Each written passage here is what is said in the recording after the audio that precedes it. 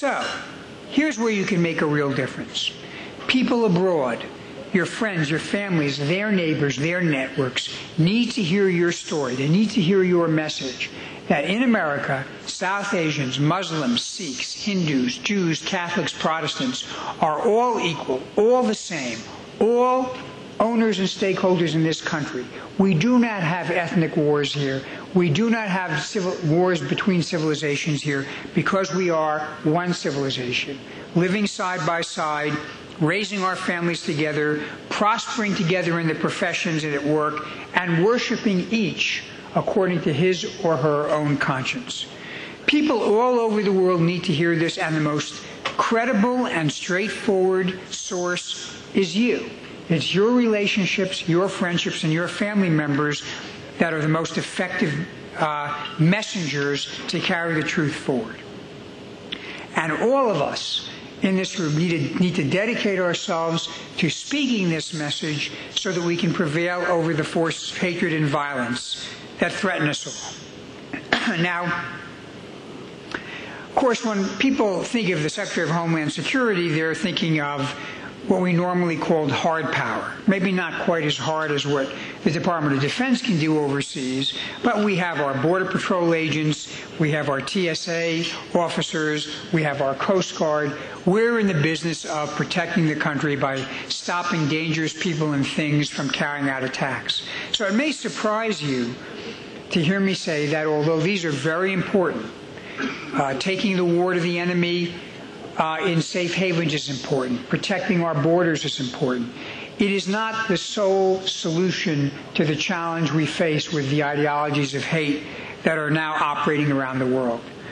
Rather, the long-term strategic solution to our problem is what some people call soft power, the promotion of freedom, dignity, respect, and the rule of law all around the world.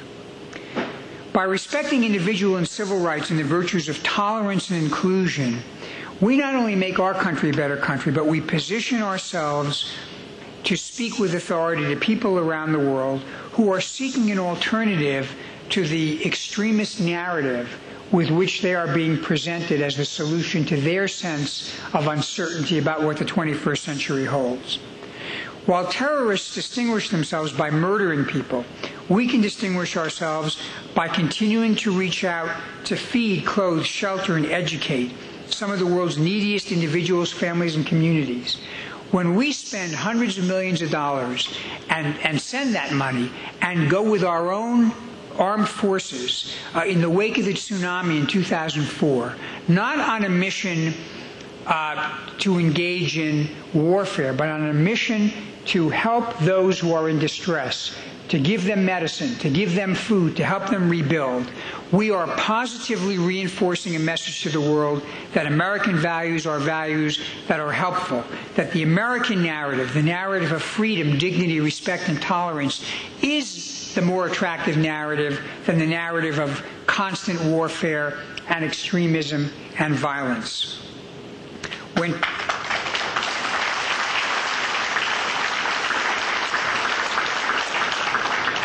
When terrorists try to turn the clock back on women's rights, we can stand up by word and deed for women across the globe. We can do it by example in this country, by showing what women can achieve and have achieved, and we can do it by working with women all around the world to help them achieve their dreams.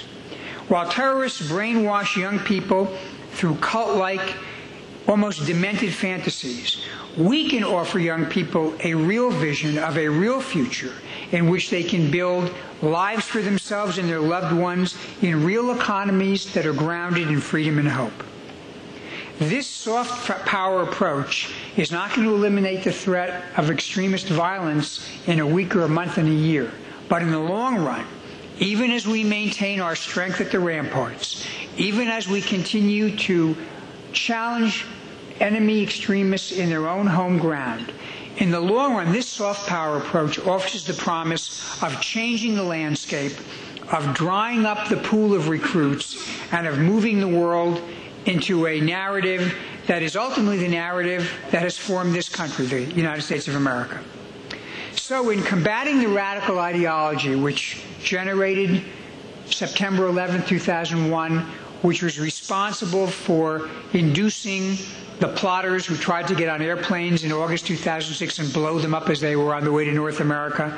In combating this radical ideology, our greatest threat is our freedom, the core of who and what we are as a nation, and the source of every success we've enjoyed as people and as individuals. This is the freedom that made our country great. It's the freedom that drew us and our ancestors to its welcoming shores.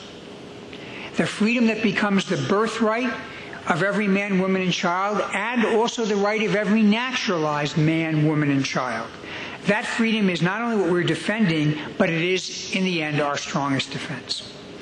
I want to, before I conclude, pause just to tell you that this has become vivid for me. Even as recently as last week, I was in Afghanistan at Bagram Air Base, and I had the privilege of naturalizing 44 American soldiers, airmen, and Marines who were not American citizens, although they were legal permanent residents. They came from 21 countries, including countries from South Asia. They were proud, they had earned citizenship, and I was privileged to give them the oath. And what was most remarkable to me in a way was not the look on their faces, but the look on the faces of all of their friends who had joined the military literally from states from California all the way east to New York and Maine. And they were proud of their comrades in arms who were taking the oath of American citizenship. They didn't view them as somehow guests or people who were coming in on sufferance. They were delighted to be able to welcome these new American citizens on equal footing in the same way as they shared foxholes with them, carried out dangerous missions with them, and ate bread with them. And that, to me, in that little microcosm, in that tent in Bagram Air Base in Afghanistan, with our soldiers fighting to defend another democracy, to bring rights to other people, I think that was, in many ways, an encapsulation of what America is for me. So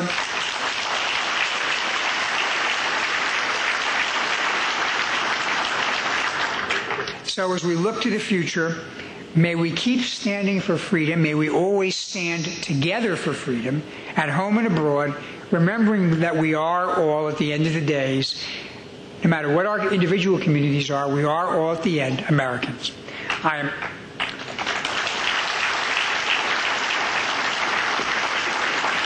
am proud to be here with you. I am delighted you're having this event. I thank you for your contributions to the country, and I look forward to seeing you in the future. Thank you very much.